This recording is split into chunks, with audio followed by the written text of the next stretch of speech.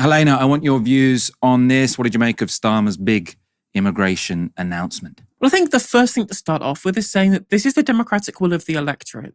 The electorate have consistently said, both in terms of who they voted for and in opinion polls, that they want to see migration go down. And every single year since this kind of dynamic has started, it keeps going up, and to the point where we had a very large increase in the overall net migration figure, as we've seen since the pandemic. Now, it's obviously there is some backlog there. There's about people coming in with like refugee status in that kind of period with Ukraine. Like, there are some things and caveats to those numbers, but people do want to see the migration numbers come down, and the government do need to look like they are actually doing what they said they would do and what the electorate continually wants. I obviously disagree personally. I've been very outspoken in saying that I think that migration is a good thing for the country more broadly, and attacks on it are bad, and it's the framing of this that is worth critiquing too. But I know I'm in the minority, right? The government was elected on a platform of bringing migration down, and they're doing what they said they would do, which is, quite frankly, at least one thing that they say they're going to do that they actually do, unlike everything else, which seems to be U-turns, right? So that's one thing to put to one side. When it comes to the framing, though, the economic framing versus the social framing is what's super important here, because when you look at the economic framing, you can make the case, I think it is incorrect, by the way, that you import people with low skills and that drives down wages. There is a lot of understanding of this. Joseph Stiglitz was on Laura Kunzberg over the weekend pointing out that actually migrants influence both supply and demand. So it doesn't necessarily dilute wages unless you have certain distortions in the labour market with specific kinds of workers coming over. So that expands the supply in one area, but demand stays higher in other areas. So it's difficult to understand that in a very simple terms as the dilution of the labour market or driving down wages when it's not necessarily true.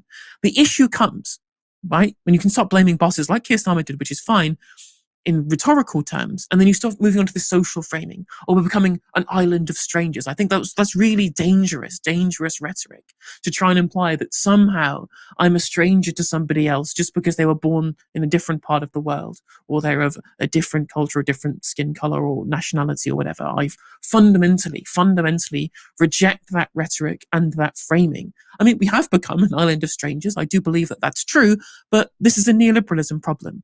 Right? This is an issue that we have with the destruction of community, the severing of the bonds between us, whether it is with the public realm or whether even the decline of religion and religious institutions that haven't been replaced by social institutions.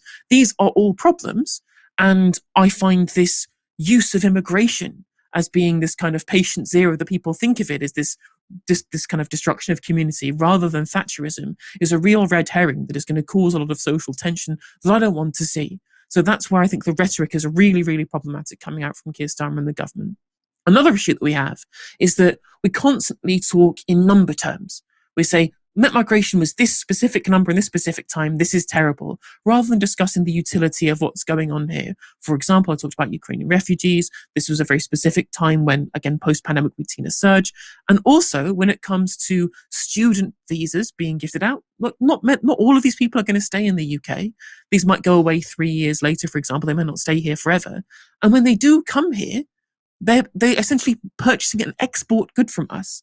We have some of the best and most prestigious universities in the world, and I think it's a great thing. People want to come to our country, take their foreign capital and spend it here on our services that we provide to them. You know, I think this is a good thing for our economy. It keeps our universities afloat. It subsidizes our universities so that we don't have to increase fees. So people from poorer backgrounds find it easier to be able to afford to go to universities, which is what this subsidy is doing. And it's keeping universities afloat. And as we've seen, the problem will be is that this might not be the case if these numbers are reduced just because the number being big as part of net migration is too high at a certain point. That can deal some economic damage that I have a problem with. When it comes to the care sector, when it comes to recruitment, the response has always been, well, just recruit from the UK. Just recruit from the UK. Well, when we have like record low unemployment? Well, I mean, it was 3% a couple of years ago. It's increased about 4% now, but that's still historically incredibly low in terms of unemployment, right? The last time we had this low unemployment, James Callaghan was Prime Minister of this country. That's how low the unemployment level is. Like, where are you going to recruit from? And of course, the line comes, from Chris Philp this weekend saying, we have 9 million people out of work. And out of those 9 million, Like half these people are carers or students. So this idea that somehow this massive glut of people that you can just draw on, and whilst we should be training people to be care workers, we should be investing in our domestic workforce, there has been an absolute lack of public spending in this area, expecting the free market to pick up the slack when it has not done. And I welcome that from the government looking into funding these areas. That's not a silver bullet. Oh, we can't just train people overnight. This takes years and years of training. So cutting off the supply of people who need to come in and do these jobs whilst we wait for these people to be trained up, even though we don't even know where these people are going to come from because of how few people are there available to go into work in the first place. Anyway, seems like delusional politics chasing, as I said, the dropping of a certain number for political reasons rather than a broader holistic look at what our economy does or doesn't need. And to finish off with, if we're going to look at a holistic idea of what our economy needs, what it needs is productive capacity. We have an aging population. The ratio of retired to working age people is as skewed as it's ever been in this country historically. And our birth rate is low. And the more that we cut off our supply of people to actually engage in productive capacity and be people who do the work that produce the things that are consumed by those who don't work, such as the retired, that's going to mean higher taxation, it's going to mean lower growth, and it's going to mean we have a demographic ticking time bomb that this country's economy is unlikely to survive. So I understand all of the reasons why people want to see migration come down in economic terms. I just think that it is totally unsustainable for us to think of these things purely in numerical terms rather than looking at a broader and more overarching discussion of what actually will happen to our economy if these things are put in place. I mean, I agree with a lot of what you say there. I suppose I'm not, because you're sort of saying they have to bring down migration because that's sort of the democratic mandate of them. But the only way they should ever talk about it is in economic terms, not in social, cultural terms. But I do think that if someone says they want their community to change a bit sort of more slowly so that they know more of their neighbours or that they have something in common with more of their neighbours, I don't necessarily think that's the end of the world, which I suppose was, if he was saying that there are too many non-white people in our society, which means we're in a society of strangers, that would obviously be completely racist and terrible. But if he's saying if this all happens too quickly, if there's no sense of control, then sort of social trust will break down. And there's social scientific evidence. I think Robert Putnam, sort of most famously, wrote it, where he's saying that ethnic diversity is sometimes negatively correlated with social trust, because when people are different, it takes a bit more work to sort of build up social trust. That doesn't mean we shouldn't live in ethnically diverse places. I've grown up in London. I've lived in London my whole life. I love it. I trust my neighbours.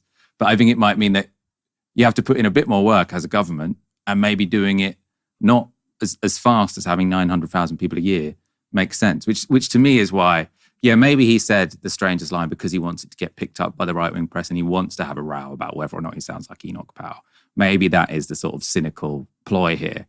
But if you take literally what he said, I don't actually find any of it sort of, if it's taken literally, objectionable. But I suppose you do. I mean, the thing is, what I would say is, I go back to the point I meant about like the breakdown of community being, again, an economic problem in my mind. I say, so, well, people find that their communities are changing and they don't know or trust their neighbours. I'm like, well, when I lived in Salford, it was mostly a communities full of people who were born in the UK, and I didn't know my neighbours because in 2 years' time I was forced to move because my landlord was selling up. As a permanent renter for 10 years or so, I never really knew any of my neighbours because I never had any time to actually get to know my community or build a community at all because of this level of economic precarity. Whereas now I'm a homeowner. I live in the area that I live. I know all of my neighbours because I have a community that I've been able to build, because I know that I have some level of stability. I know that I'm going to be here for a very, very long time. And that was something that you got in the council estates of yesteryear, where it didn't matter where you were from or what part of the country you're from. As long as you were living in that estate, you all knew each other because that level of stability was there. And that's all gone under the banner of free market dogma and the idea that there is no such thing as society. So I understand where you're coming from, but I just think that if we want to try and move people away from the kind of rhetoric that we're seeing coming out of the far right that's being pushed about social cohesion being entirely down to changing ethnic or racial demographics, I think we have to talk about these things in economic terms, because I fully agree, I fully submit to the idea that it's an economic problem that has caused our communities to be less cohesive than we had before. I mean, I totally agree with you in terms of priorities. I definitely think Keir Starmer should be making the front and centre pledge I'm going to build so many houses that, you know, private renters don't have to move all the time, that you can live close to your family, so that you don't have to move to a different city, so that you can afford to have kids. You know, that should definitely be front and center. I suppose it's, my problem with his stance on migration is that he's made this his centerpiece policy, which is stupid. And I think will only take sort of the conversation to the right, because he's not sort of talking about anything else. But I suppose if this was a sort of side announcement, I don't think I would mind it that much. It's that this is the center of his platform that for me is the problem. And I do think that that's the thing. Go on. Yeah, so I was going to say, actually, sorry to cut you off there, but someone was mentioning in my Discord today how the actual scale of what will be reduced in terms of net migration from these policy announcements is actually pretty low, probably about 100,000 fewer, which I don't think will be enough, the kind of anti-migration types anyway. Yet the scale of the announcement and the rhetoric is very, very heavy. And that's not what you want to do, because then people will hear you saying things and then they'll see the results and then they'll see a mismatch and then they'll dislike you for it, as if you're trying to hoodwink them. When in reality, if you want to do these things, whilst not giving into the rhetoric from elsewhere, do these things quietly, make the changes quietly, let the numbers come down more dramatically, make bigger changes, but don't make it the centerpiece of your campaign. Because if you fail, you just hand all the impetus to your opponent. So it happened to Rishi Sunak. He had stop the boats all over everything that he had in his campaign material, and then he didn't stop the boats. It was this big front and center campaign, and they failed because the scope of what they were going to try and do was so small. And all it did was push people away from them. So I don't think it's politically savvy to do what they're doing either. Yeah, no, I 100% agree with that. 100% agree with that. I suppose my only concern is when everyone says, this is the terrible fascist rhetoric, and I think that probably lots of people of all different races and ethnic backgrounds look at this and say, I kind of see what you're saying there. You know, I feel like the feigning of outrage is, well, not necessarily that everyone is feigning it. I feel like the outrage is potentially a little bit overdone. My beef is that he's not talking about other things as his front and center policy. He should be talking about building all these houses. And also, by the way, of course, I'm going to bring down immigration. Hey there, if you enjoyed the video, make sure that you like and leave a comment. That helps the video out in the algorithm. If you subscribe and ring the bell, it'll let you know when I go live. I stream every day on YouTube and Twitch. You can also follow all of my socials down in the description. And if you want to support me in a more financial manner, there's a join button for membership. It's just 99p to be a member on YouTube, as well as a Patreon, and there's some merch there as well. And hopefully I'll catch you on the next video. Take care.